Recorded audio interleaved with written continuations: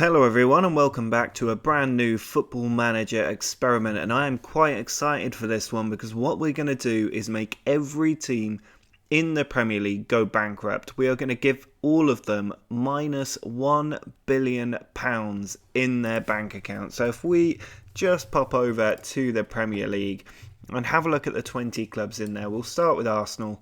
It says they're rich at the moment. If we go to the edit the club details screen and then the finances, you'll see they're not that rich. They have minus £1 billion in the bank. They are going to go bankrupt very, very quickly, so they will not be rich for very much longer. And I have done that for every single team in the Premier League. Now, the way we're going to approach this, I'm not going to skip forward 1 year. I'm actually just going to go forward a couple of weeks at a time to begin with, because I think a lot will happen very, very quickly in the game as the mechanics try to catch up with what on earth is going on. It's very rare to see a team slip into administration in this game, and you certainly never get the situation we had with Rangers in the Scottish Premier League where they were relegated all the way down to the bottom tier. That will not happen in this game. I don't think there's a mechanic set up to do that, but we are going to push that mechanic to the limit and see what tricks the game can pull out of its sleeve in order to put itself in the best possible situation and keep the game running smoothly. So what we'll do now is we will jump forward just a couple of weeks, see where the teams are, see how much money they've got, and see what's happened. Well, after giving the Premier League £20 billion of debt, something interesting has happened. We've moved forward just a couple of weeks. Not a lot has really happened, but if we go on, for instance, Bournemouth, and take a look at where they are in debt. But if we have a look at the club details and their finances, you'll see that the debt's gone down an awful lot. It's now just minus 14 million, I think that is, if we just move the digits over. It's 145 million pounds of debt that they've been given. I think though that they have taken on what they've done essentially is consolidated their debt, so they now have a loan debt of £1 billion but an estimated value of £57 million. So they've switched all that cash or negative overdraft essentially that they had, and they've consolidated their debts into monthly repayments, so they now have a loan debt of £1 billion. And it's the same across the board. Teams like Manchester United in a similar situation. If you look at their club details and their finances, pretty much the exact same situation. The only discrepancies because we've gone forward or back a couple of days. And if we have a look at their general, you'll see that even Manchester United have a loan debt of £1.5 billion, and that's added to the existing debt they already have in the game. But they've still got a valuation of £1.2 billion. So somebody like Manchester United are going to be disproportionately better off than a team like Bournemouth. And I'm not really happy with that. I don't think that's a fair system. For me, I wanted to make everybody bankrupt, and I am true to my word. So what I'm going to do is go and change all of their cash amounts again, but I'm going to do it in a slightly better way. Instead of giving them the maximum limit, which is minus £1 billion, the game will not allow you to go above that level. And I think as soon as a club goes more than £1 over that limit, either direction, whether it's positive 1 billion or negative 1 billion, I think the game just automatically corrects it and shifts it into loan debt. So I think if I give them a little bit under £1 billion of debt in cash, that will be stuck on their account for quite a long time. So I'm going to go ahead and do that for all 20 teams, so that a team like Bournemouth are now going to have nearly £2 billion of debt, but it also means Man United should have £2.5 billion of debt. So I'm going to go ahead and do that, and then we'll start to progress the game, because I don't think there's any much more that I can really do. I suppose I could try and give them all £100 billion of debt, but I think at a certain point nothing will really happen. So let's do that, and then I'll join you in a second.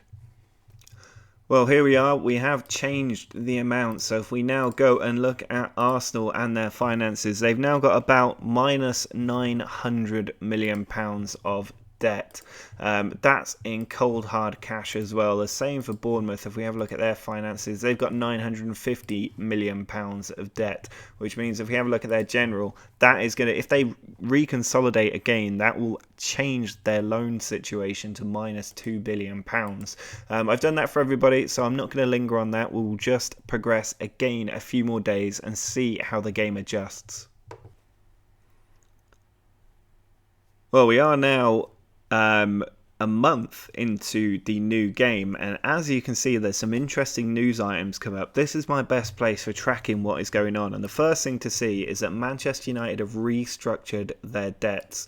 This is what happened last time when I tried to progress with the £1 billion, and if we have a look, they now have secure finances, which I found absolutely incredible. They've got just minus £3 million, I think that is, which is crazy. They've actually got a transfer budget as well, and if we have a look at their general information, you'll see that they've got no debt whatsoever. I do not understand what Manchester United have done, but they have completely eradicated all of their debt. I don't think they have new owners. If we have a look at their staff, we should be able to tell. No, they've still got Avram Glazer as the owner. So for the life of me, I don't know how they've done it. It's the most incredible debt refinancing I have ever seen. They've eliminated £2.5 billion of debt. And I can only imagine that is because we pushed them too far over a debt threshold. There must be some kind of debt threshold in the game.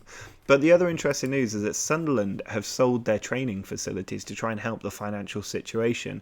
This is the only team I've seen do this in this first month, which is crazy. So if we look at their general, they have got £1.2 billion of debt. And if we have a look at their finances, they still got the £930 million of debt in there as well, despite selling their training facilities, which are now at zero. They have nowhere to train as a club, which is crazy. But they've also got £1.2 billion of club debt, and then minus £930 million in their bank account on top of that. So they are in a severe financial situation. Hence why it says in debt. Now, the other thing to have a look at here is that Arsenal and Liverpool have also restructured their debt.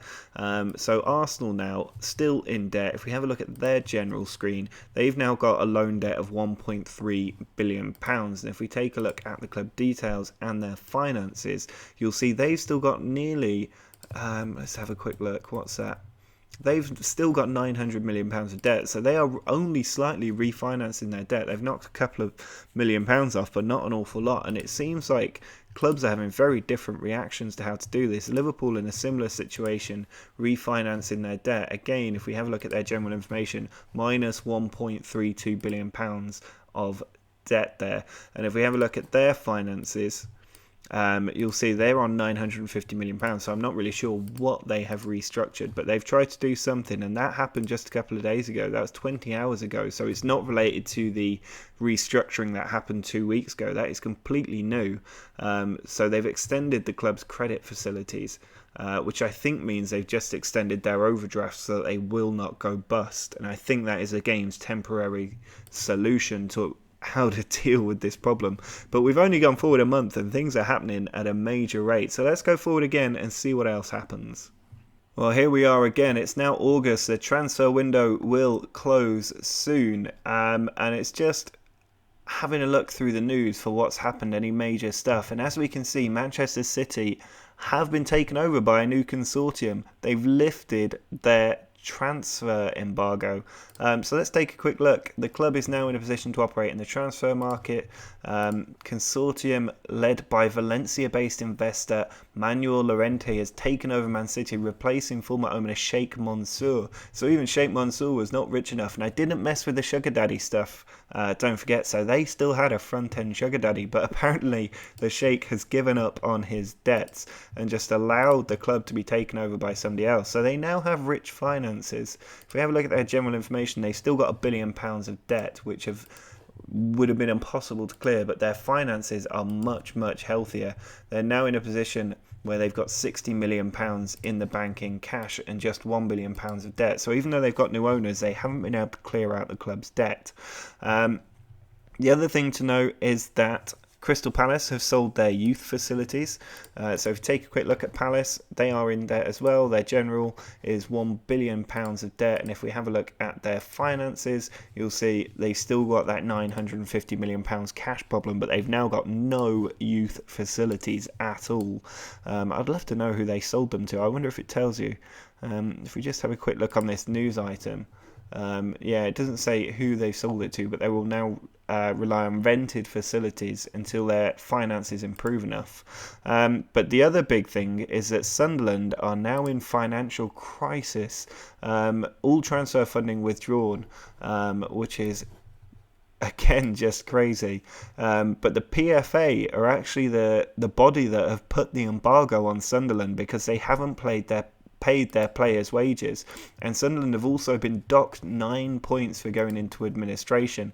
They're the first ones I've seen to actually have that happen. So if you have a look at the Premier League, they are now rock bottom with -9 points. They're the first team in this experiment to go bust, and it's taken a couple of months to reach that point. If we have a look at their general information, you'll see they've got £1.2 billion of debt, just like everybody else. They're in administration. Owner is looking to stabilise the club finances. It doesn't say he's looking to leave necessarily, but they've still got that £938 million deficit in their bank balance, and that is not going away anytime soon. So everything happening at a million miles an hour right now. Sunderland getting docked points. I imagine there will be more teams to follow. But let's go forward yet again and see where we end up. Well, we are now the other side of the summer transfer window, and if we take a look at the news and try and figure out what on earth has happened now, we can see that Arsenal have restructured their debt yet again. This happened just 5 days ago. So they are now in a position where they are still in debt, still got £1.3 billion. And if we have a look at their finances, they've gone down by about £50 million, or gone up rather. They've reduced the debt by about £50 million. So maybe that's what they've restructured. And they're very vague, these statements that come up. Liverpool have also restructured their debt, but Everton are now having failed to pay their wages under a transfer embargo, which I think means they are also going to get docked a few points when they go into administration. Almost inevitably, they will go into administration. And there you go. They've not been docked points yet, but Watford have been docked points, and they've won 2, drawn 1, so they were docked 9 points. West Brom docked 9 points as well. Everton yet to have it applied, but they've only just gone into administration, so I assume that docking of 9 points will happen very, very soon. I'm not sure there's anything worth looking at there, but what might be worth a look at is actually if we go to the Premier League, we can have a look at the transfers, and then if we sort them by fee, we'll see that the major players is actually Jack Cork moving from Southampton to Marseille. Kevin Morales has moved to Man City for £11 million. Obviously, they had new owners come in. Now, Spurs are spending money, which is interesting. They've got secure finances. If we look at their general information, they've not got any debt either. They are in the same situation as Manchester United. Who is their owner? Daniel Levy, of course it is. They haven't changed owner. Nothing different is going on here. They've only got a tiny amount of debt.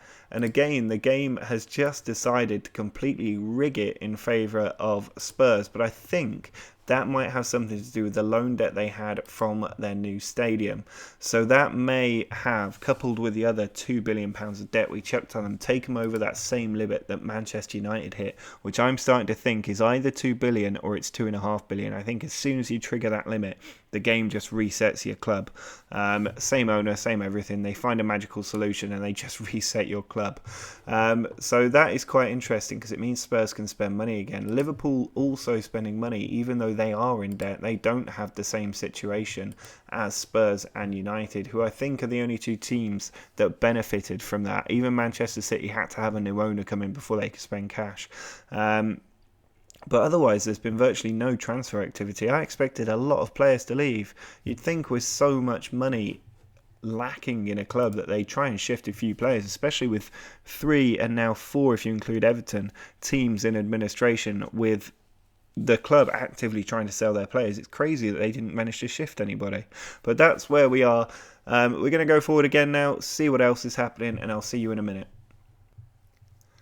Well, here we are again, and as you can see, Arsenal and Liverpool still restructuring their debt. They're just extending their credit facilities at the moment. You look at their general, still exactly where it was, and if we have a look at their finances, still £850 million. So I think anytime that they slip and start to look like they're going to breach that £1 billion mark, the club just fixes it for them. Now, Middlesbrough are in the process of a takeover. They are currently in administration as well, which I think makes them the fifth team to enter administration. You can see them all at the bottom here. West Ham also have gone into administration. Hull haven't yet, but Everton have also gone into administration. Watford have gone into administration. Crystal Palace have gone into administration. West Brom have gone into administration. Burnley haven't yet. I'm not sure what's going on at Burnley that they've managed to avoid administration. If we have a look at their general, they're only valued at £19 million with £1 billion of debt, and in their finances they are also completely buggered. So they will be going into administration soon, I am sure. Chelsea also gone into administration. They are in administration right now.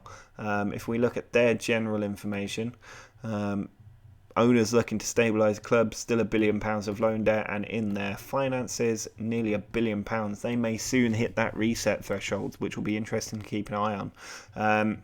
Liverpool haven't gone into administration, Stoke haven't, but that's a good half of the Premier League who've now gone into administration. Some of them getting new owners in, others not. I think it said that Watford have also restructured their debt. So let's take a look and see. They are still in administration, but only a loan debt of £393 million.